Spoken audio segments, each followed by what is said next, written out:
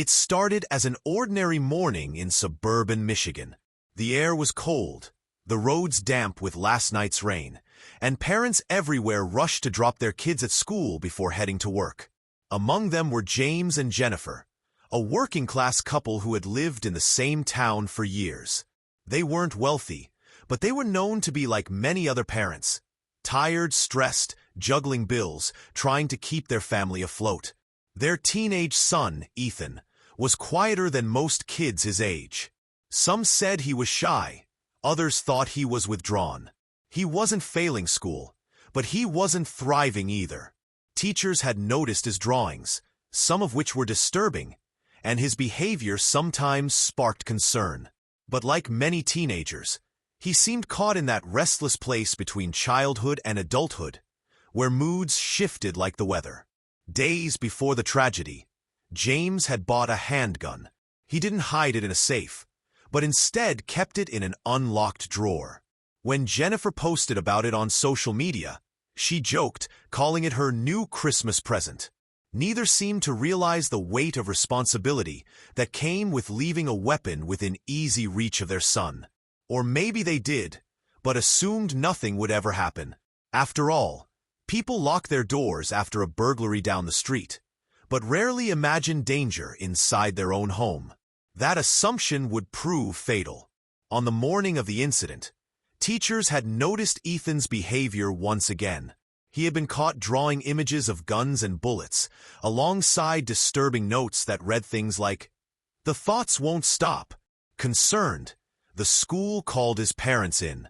James and Jennifer arrived at the meeting, sitting stiffly across from administrators. They listened, nodded, and reassured the school their son was fine. But when the staff urged them to take Ethan home, to get him help immediately, the parents resisted. They had jobs, obligations, and maybe, just maybe, a blind faith that it was nothing serious. They left Ethan at school that day, and he returned to class with the same backpack he had walked in with that morning. Inside, hidden, was the handgun his father had purchased. The events that followed would make national headlines. Shots rang out, chaos erupted, lives were lost, and the town of Oxford, Michigan, was changed forever. But while the boy was arrested and charged, something unusual happened in the aftermath. The parents, James and Jennifer, were charged too. That decision shocked the nation. Could parents truly be held criminally responsible for their child's actions? For some, it was long overdue.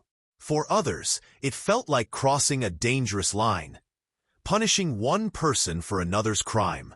The prosecutors argued that James and Jennifer were not ordinary parents caught off guard. They had been warned, shown clear evidence of their son's troubling mindset, and still chose not to act. They had purchased the gun, failed to secure it, and ignored opportunities to prevent the unthinkable. They weren't being charged with pulling the trigger, but with providing everything their son needed to do it. In court, the tension was palpable.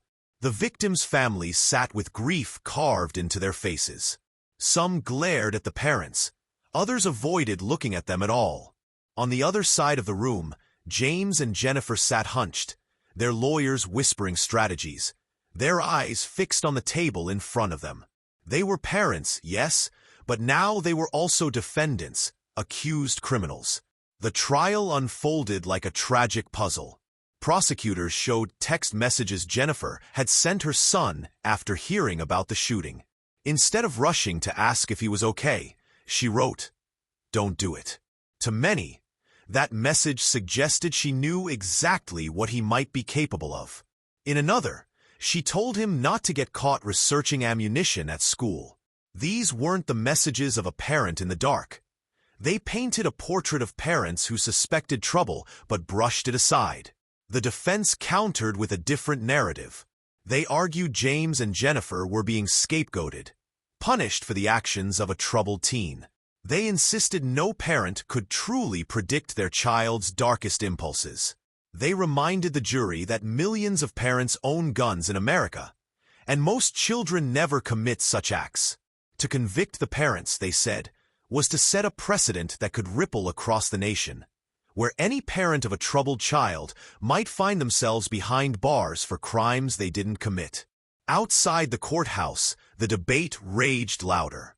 On the news, in homes, on social media. Everyone seemed to have an opinion. Some insisted the parents were guilty of gross negligence, their carelessness paving the way for tragedy.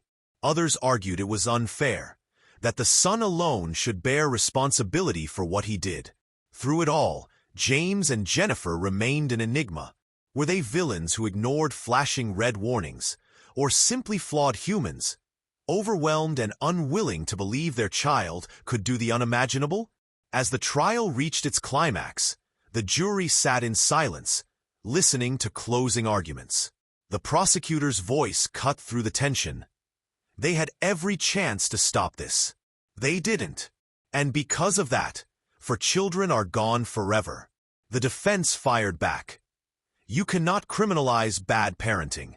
You cannot convict people for failing to predict the unpredictable. The jury deliberated, and the world waited. When the verdict finally came, gasps filled the courtroom. James and Jennifer were found guilty. For the first time in American history, parents were held criminally responsible for a school shooting carried out by their own child. The ruling ignited both relief and fear. Some saw it as justice, a message that accountability extends beyond the shooter. Others worried about the precedent. What if your child does something terrible, something you could never imagine? Does that mean you, too, could be put on trial? In the end, the story of James and Jennifer was not just about one tragedy, but about a nation struggling to balance freedom and responsibility, parental love and parental accountability. It forced Americans to ask themselves hard questions. How much blame belongs to the parents? When does negligence become criminal? And in a country where guns are woven into culture, where is the line between rights and recklessness? That line remains blurred. For James and Jennifer, their names will forever be linked to one of the darkest chapters in Michigan's history. And for the rest of us, the question still lingers, echoing in the silence after the verdict. Were they guilty or not?